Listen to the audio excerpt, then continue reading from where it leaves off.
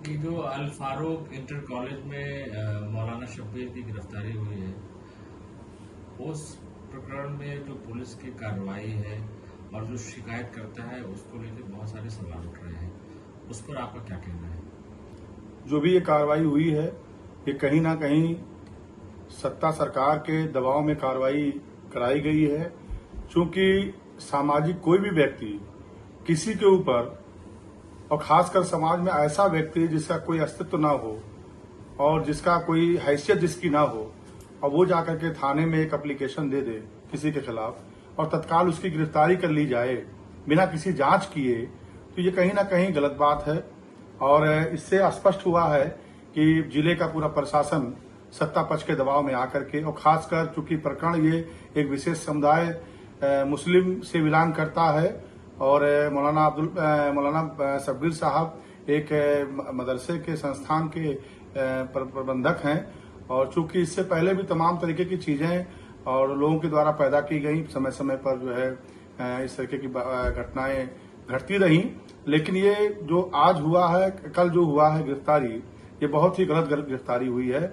जब तक प्रशासन इसकी जांच न कर लेता और दोषी अगर वो होते तो दोषी व्यक्ति को बचाने के लिए कोई बात नहीं करेगा, लेकिन जांच करने के बाद ही ये साबित होता कि वो दोषी हैं। उसके बाद अगर प्रशासन गिरफ्तार करता तो इसमें किसी कोई दिक्कत नहीं थी। यह भी कहा जा रहा है कि जो शिकायत करता है वो एक संदिग्ध चरित्र का व्यक्ति है और उसकी तमाम बुरी आदतें हैं, और वो पहले भी कई लोगों से ब्लैकमेलिंग कर चुका है।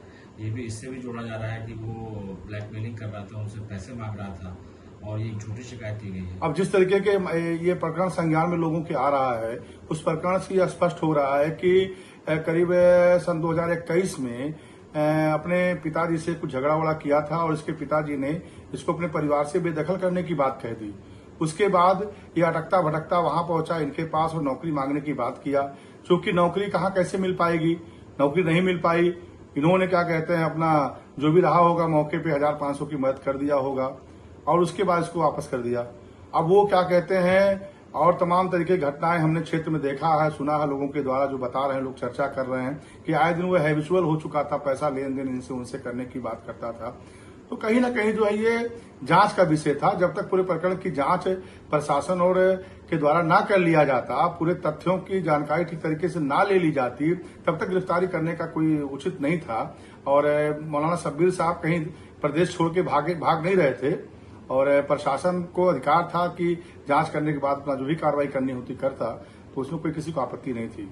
लेकिन बिना जांच किए कार्रवाई की गई है, ये कहीं ना कहीं ये संदिग्ध दायरे में है, और सत्ता पक्ष का और भारतीय जनता पार्टी के नेताओं का कहीं ना कहीं स्पष्ट दबाव दिख रहा है। और इस तरीके की घटनाएं भी, जो संभावनाएं जिस तरीके से व्यक्त की जा रही हैं, इस तरह की घटनाएं लगातार होती रहेंगी। अगर इस पे कहीं ना कहीं आवाज बंद करके लोग चर्चा करना नहीं चालू करेंगे, स्टैंड नहीं करेंगे, प्रशासन से लोग चर्चा नहीं करेंगे, बात नहीं करेंगे, तो जाहिर सी बात इस तरह की संभावनाएं व्यक्त की जा रही हैं कि इस तरह की घटनाएं होती रहेंगी।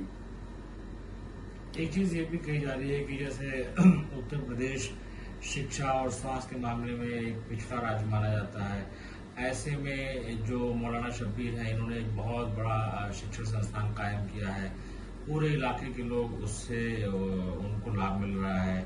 तो ऐसे व्यक्ति पे जब कार्रवाई होती है तो समाज में ये भी संदेश जाता है कि कोई बहुत अच्छे सामाजिक कार्य करने का अगर यही फल है तो ये एक उनको हतोत्साहित भी करता है। देखिए, ये जो आपका अल फारूक कॉलेज है, इनका कॉलेज है, ये कहीं आज का तो बना हुआ नहीं है, कई सालों का पुराना बना हुआ है, और ऐसे संस्थान लगातार अच्छे उस पे मार्क्स से चलाए जा रहे हैं, और आज तक कोई इस प्रकार की कोई घटना ना सामने किसी के आई, ना कोई जानकारी किसी को मिला। जिस तरीके का आरोप धर्मांतरण का लगाया गया, ये कहीं ना कहीं गलत है, क्योंकि 10-15 साल पहले पुराने, 20 साल पुराने संस्थान हैं। अगर कोई इस तरीके की बात होती तो बात छिपती नहीं, लोग कहीं ना कोई चर्चा, कहीं ना कहीं से बात खुलती।